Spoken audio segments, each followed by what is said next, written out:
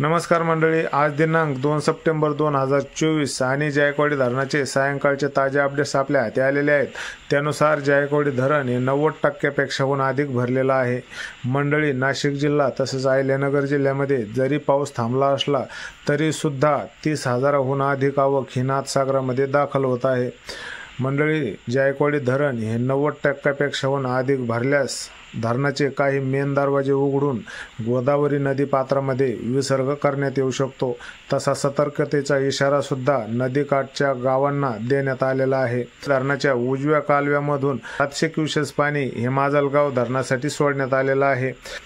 पुढील येणाऱ्या काही तासांमध्ये नाशिक जिल्हा तसेच अहिल्यानगर जिल्ह्यामध्ये अधिक पाऊस झाला तर टप्प्याटप्प्याने जायकवाडी धरणाचे काही दरवाजे उघडून नदी पात्रामध्ये विसर्ग वाढवण्यात येऊ शकतो, अशी माहिती पाटबंधारे खात्याच्या विभागाकडून मिळाली आहे।